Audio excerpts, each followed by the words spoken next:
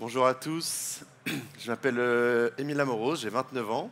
Je suis sportif de haut niveau en voile olympique depuis mes 18 ans. Donc moi je fais du 49er, c'est un bateau, vous allez voir, je vais vous montrer la vidéo, assez puissant. Il y a 60 mètres carrés de voile, le bateau peut avancer à 25 nœuds. On a fait les Jeux de Tokyo, on a été champion d'Europe en novembre 2023 et on a loupé de peu la sélection pour Paris. Voilà, nous, la voile olympique, c'est un seul par nation.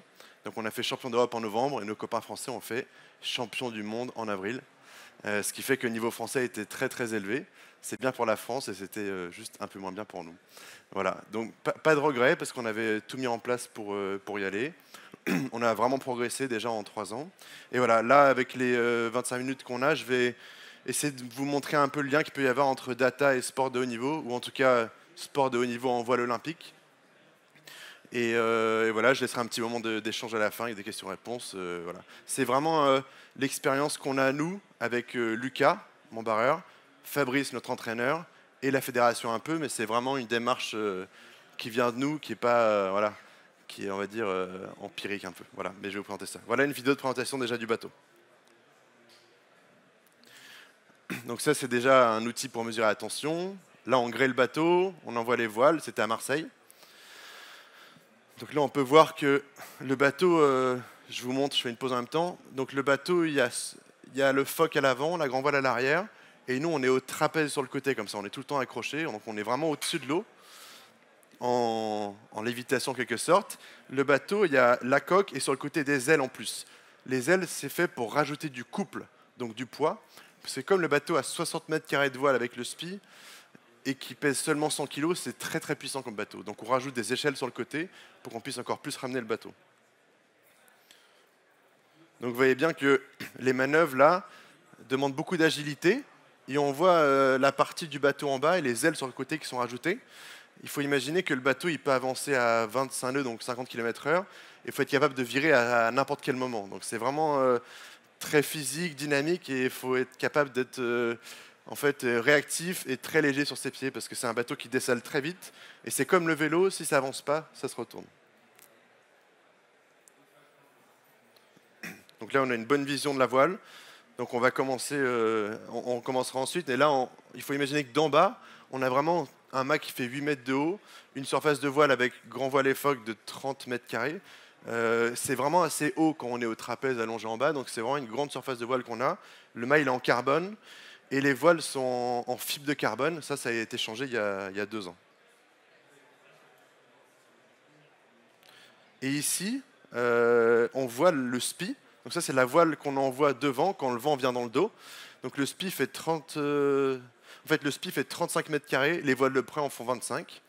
Et il faut imaginer que le SPI, on le monte et on le descend à chaque fois qu'on change d'allure. Donc c'est aussi assez physique parce que c'est un gros mouchoir qu'on sort pour pouvoir accélérer.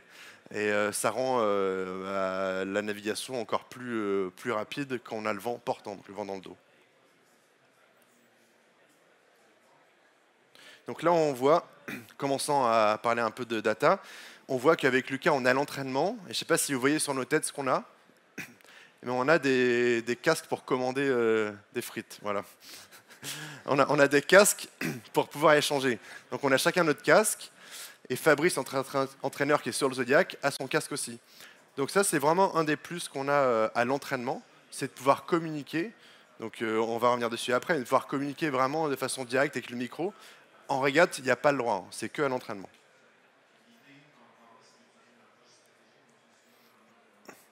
Donc voilà, c'est la fin de vidéo de présentation. Pour résumer un peu le bateau, c'est un bateau qui déjauge très vite, très puissant, instable. Voilà, vous avez compris que c'est un peu le meilleur bateau des jeux. Voilà. Et pour finir la présentation, au JO, il y a 5 bateaux différents. Il y a la planche à voile qui est maintenant à foil. Je ne sais pas si vous voyez ce que c'est, mais ça décolle. Il y a le kite qui est maintenant à foil aussi, ça décolle. Le catamaran qui est maintenant aussi à foil, ça décolle. Et en fait, notre bateau qui était le plus rapide il y a 10 ans est devenu en fait moyen, quoi. Parce qu'en fait, tous les bateaux à foil sont passés devant. Donc il reste notre 49er qui est pour les hommes là, et il y a un 49er pour les femmes avec un mât plus petit. Et le laser et le 470 qui sont des bateaux vraiment solo, le laser. et le 410 à 2, qui sont vraiment des bateaux qui ont 50-60 ans, qui sont des vrais dériveurs lents où on tactique beaucoup. Voilà, donc je sors de la vidéo pour vous montrer la présentation. Voilà, donc là on a eu un petit aperçu, ça c'était voilà, une journée à l'entraînement à Tokyo, donc c'était en 2020, et on se rend compte voilà, voilà comment c'est sportif, quoi. Le bateau il déjauge complètement, ça demande vraiment une grosse intensité, un gros engagement physique.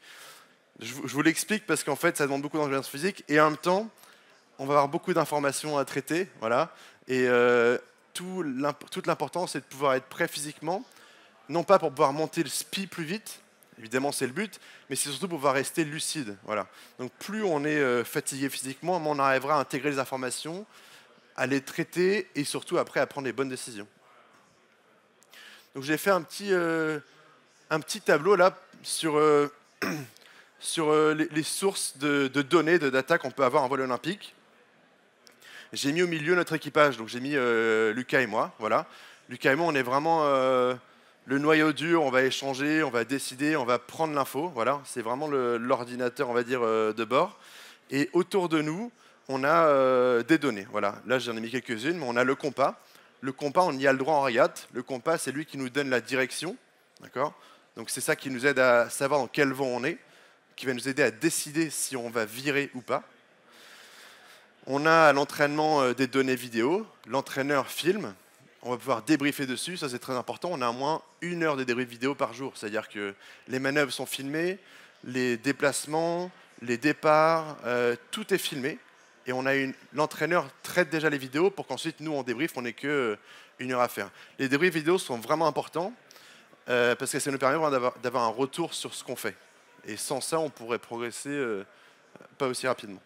On a ensuite, vous avez vu tout à l'heure sur l'eau, les micros qui nous permettent de parler. En fait, quand il y a du vent, typiquement, c'est très compliqué de parler avec l'entraîneur. Il devrait être très proche, donc on peut parler avec lui en continu, alors que normalement, on devrait s'arrêter, en fait. Donc on gagne beaucoup de temps à l'entraînement.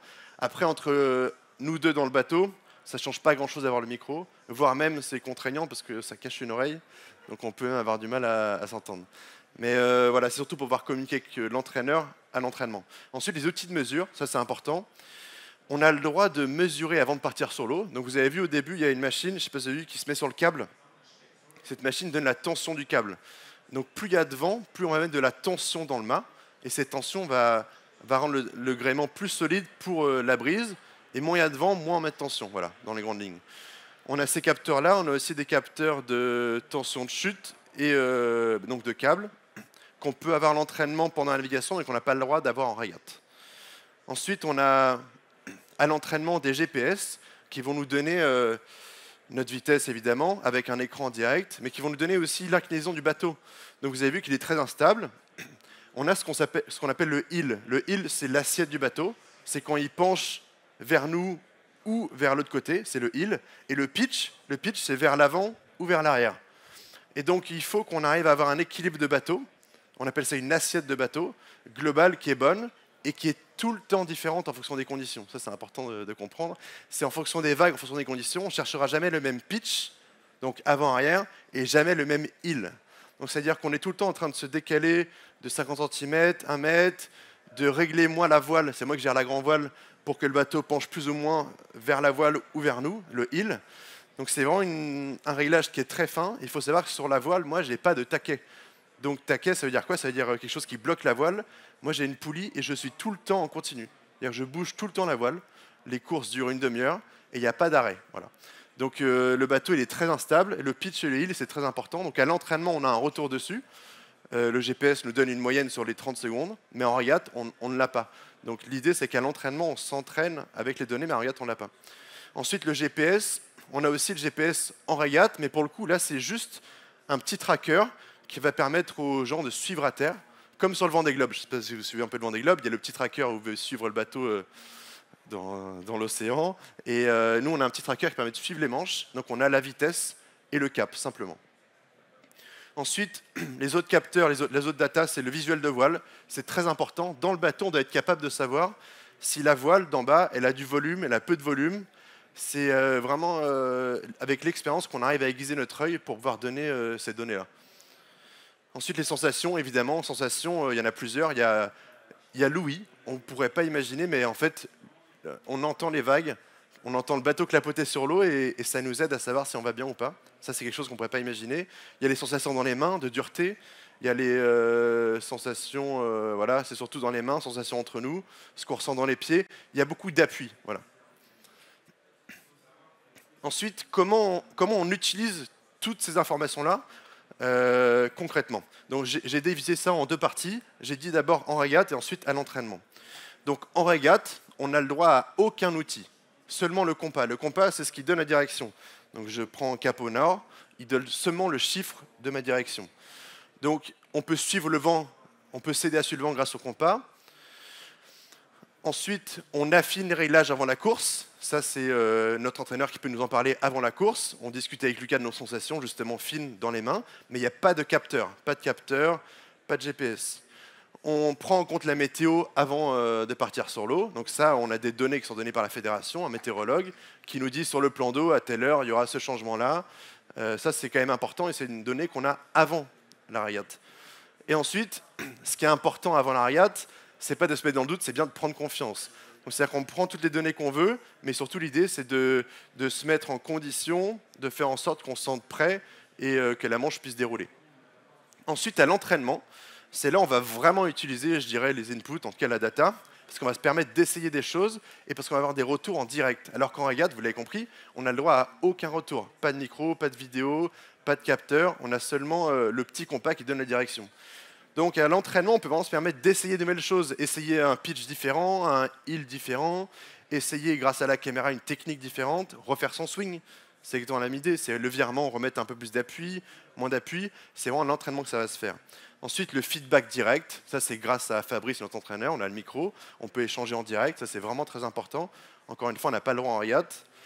Ensuite, on peut se permettre, à l'entraînement, contrairement en régate, d'essayer des choses, de régresser un peu pour plus progresser après. Voilà. En régate, on délivre vraiment quelque chose alors qu'à l'entraînement, on essaye.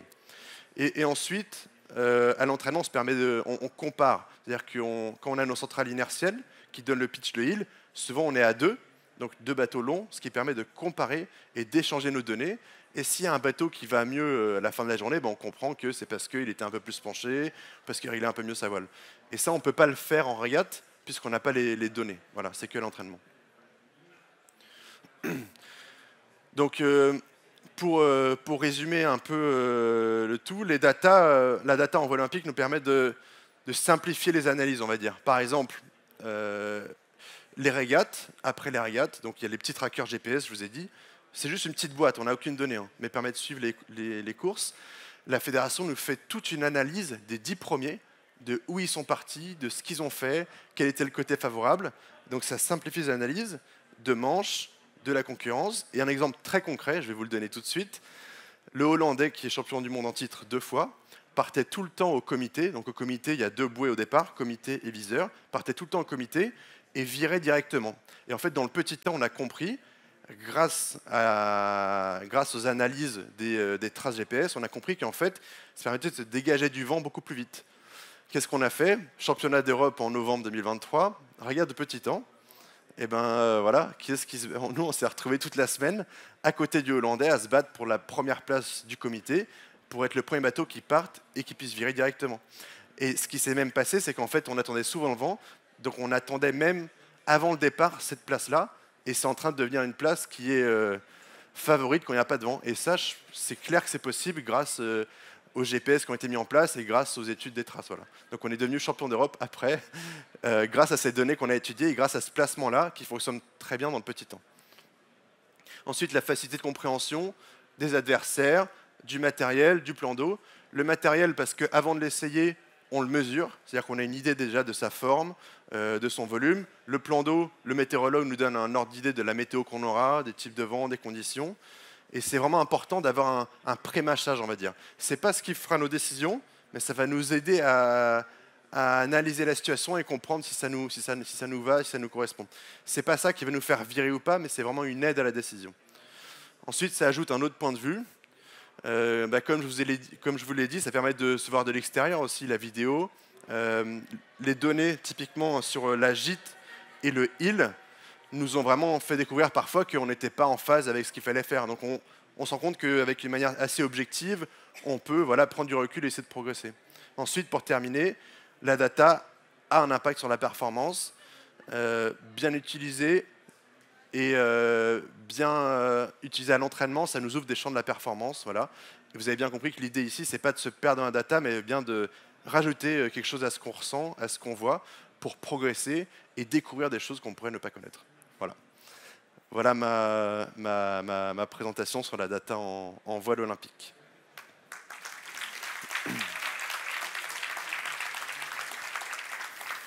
Je crois qu'il me reste 3 minutes, donc si vous avez une ou deux questions, c'est possible. Ah, c'est 3 minutes plus 5 minutes de questions. Okay.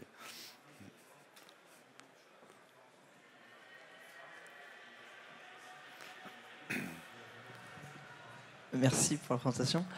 Moi, j'avais une question, c'est sur à l'entraînement, au niveau des caméras, vous mettez des caméras fixes sur le bateau pour pouvoir avoir votre analyse, ou vous êtes suivi en bateau pour filmer ce qui se passe?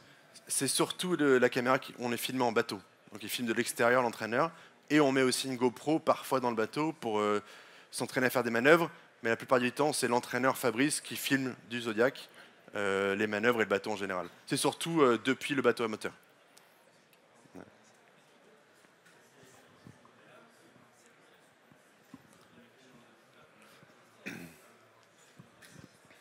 Bonjour. Est-ce que quand vous naviguez, enfin plutôt entre les navigations, vous avez le droit de modifier des paramètres sur le bateau, ou alors c'est les mêmes paramètres pour tout le monde et ça se joue uniquement justement à la navigation et puis aux analyses derrière post-course? C'est une bonne question. Donc les paramètres qu'on a le droit de changer, je parlais de la tension des câbles.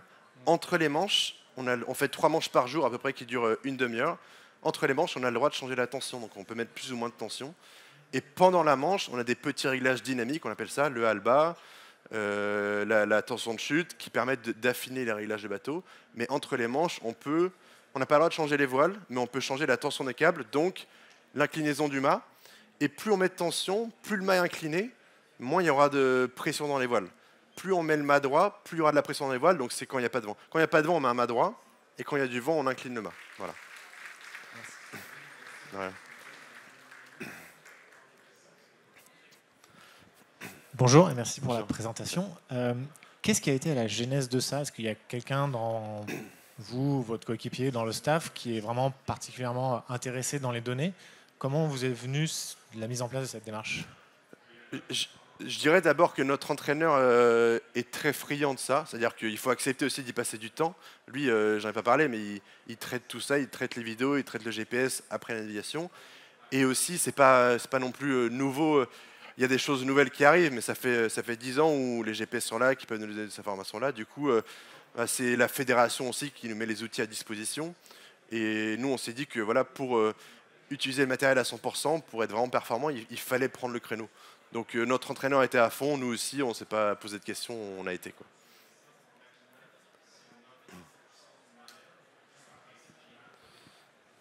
Oui, merci pour la présentation.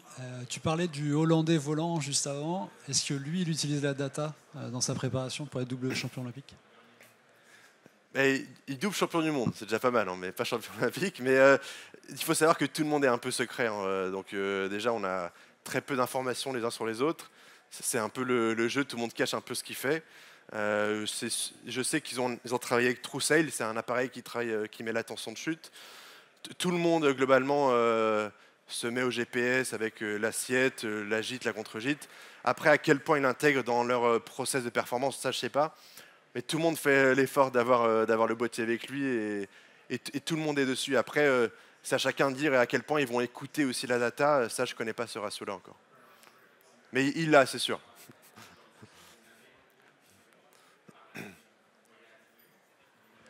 Bonjour. Bonjour.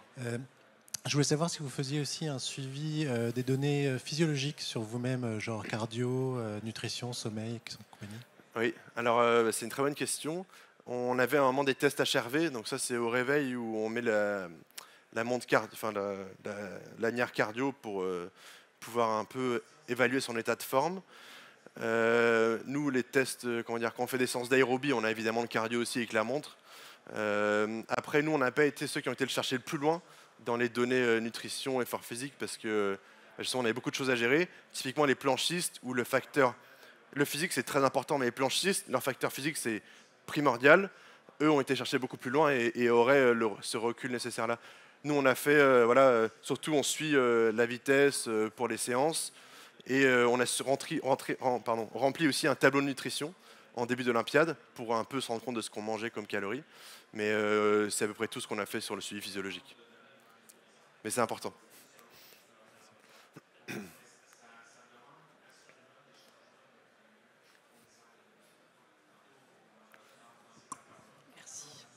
Merci. Vous parliez tout à l'heure d'analyse de pitch, de yield, de tension du gréement. Comment vous arrivez finalement à bien isoler les bons inducteurs de performance, là où finalement c'est souvent une combinaison de facteurs et une combinaison de réglages qui font la performance? Je ne suis pas sûr qu'on y arrive en fait. Non, c'est une bonne question, c'est vraiment très compliqué. Et nous, en fait, ce qui est compliqué, c'est que c'est un milieu ouvert, il y a tellement de choses qui comptent. En fait, c'est une très bonne question, on ne sait jamais si...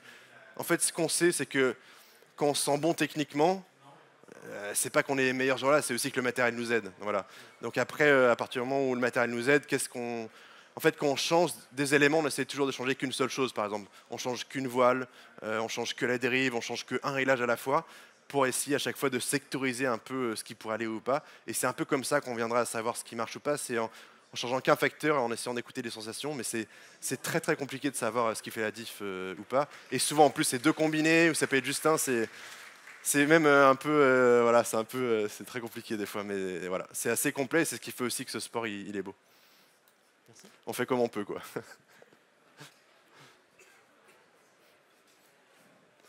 Il y a une question là derrière.